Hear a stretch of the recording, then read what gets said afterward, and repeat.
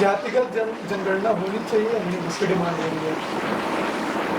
देखिए, जब इस देश को आज़ादी मिली थी तो हमारे देश के उस समय के जो महापुरुष थे उन लोगों ने तय किया था कि आज से अब आज़ाद भारत में कभी जातिगत जनगणना नहीं होगी, और इसलिए शेड्यूल कास्ट शेड्यूल ट्राइब्स की केवल होगी, क्योंकि वो इसलिए कि उनके लिए आरक्षण की एक व्यवस्था थी।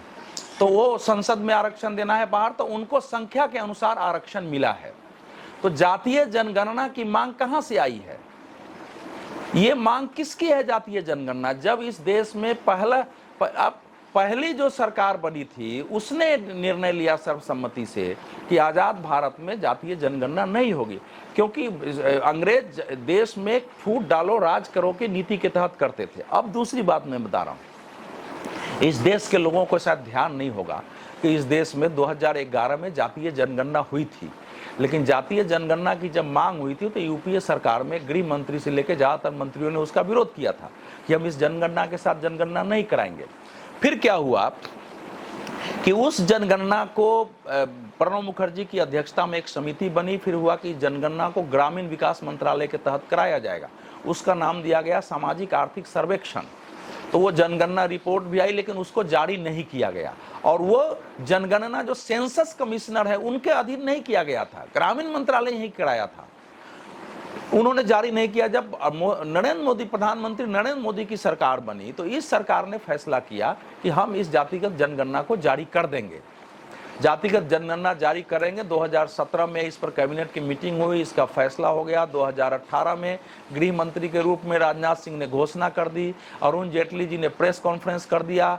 उसको जारी करने के लिए नीति आयोग के उपाध्यक्ष अरविंद पनगड़िया के नेतृत्व में एक कमेटी बन गई, लेकिन जब उसने पूरा माथापच्ची करने के बाद उसने सरकार को कहा कि भाई ये जारी करना संभव नहीं है, क्योंकि जाति व्यवस्था इतनी जटिल है भारत की, 46 लाख गोत्र और जातियां हैं, इसको हम कैसे जारी कर पाएंगे। एक जाति किसी में है उस पिछड़े में है, एक कहीं है, उसका गोत्र इतनी जटिल है कि ये संभव ही नहीं है कि जाति गणना की रिपोर्ट जारी करें। और विडंबना देखिए कि जो लोग अभी जाति जनगणना की मांग कर रहे हैं, जब नरेंद्र मोदी सरकार ने कहा कि हम जाति जनगणना की रिपोर्ट जारी कर रहे हैं तो इस सारे ने विरोध किया। लालू प्रसाद यादव ने विरोध किया आरजेडी में, ये समाजवादी पार्टी ने विरोध किया, मायावती ने विरोध किया, बसपा ने, सारी पार्टियों ने विरोध किया कि जातीय जनगणना की रिपोर्ट नहीं जारी होनी चाहिए। और वही लोग अब मांग कर रहे हैं, बाद में फिर कह रहे हैं कि हम जातिगत जनगणना कराएंगे। ये निहायत ही एक मैं समझता हूँ कि अदूरदर्शी, जिनको देश की समझ नहीं है गंभीरता से, अपनी राजनीति को भी ठीक से नहीं समझते हैं। जातिगत व्यवस्था हमारे देश में इतनी जटिल है कि उसको संपूर्ण रूप में गणना करके आप ला ही नहीं सकते हैं। और जो लोग मांग कर रहे हैं इनसे ये भी पूछना चाहिए कि आप जाति तोड़ो राजनीति में जो लोग आए थे, आज उनके लिए जाति इतनी महत्वपूर्ण क्यों हो गई है? जाति हमारे समाज की एक सच्चाई है, लेकिन जाति हमारे देश की ताकत रही है। इस देश में जाति भेद को खत्म करने के लिए काम करने की आवश्यकता है कि ये जाति बड़ी, ये जाति छोटी, ये ऊंची, ये नीची, अस्पृश्यता, इसके विरुद्ध काम करने की आवश्यकता है। इसलिए जातिगत जनगणना अगर कोई करा भी लेगा, मैं कह रहा हूं, तो जातिगत जनगणना जारी करना संभव नहीं है। ये देश भूल गया है कि वो नीति आयोग की रिपोर्ट है। अंग्रेजों के बारे में कहा जाता है कि उन अंग्रेजों को समझ है भारत की जाति व्यवस्था यूनिक है, इस प्रकार की जाति व्यवस्था दूसरे देश में है ही नहीं, तो कोई समझेगा कैसे कि यहाँ क्या है। जातियों का अगर आप ओरिजिन देखेंगे, कौन जाति कैसे पैदा लिया है, लाखों वर्षों की वो जातियां हैं, उनके जातीय वांशिक गुण हैं, उनमें गोत्र हैं, उनमें शादी विवाह की कैसी परंपराएं, संभव ही नहीं है करना इसको।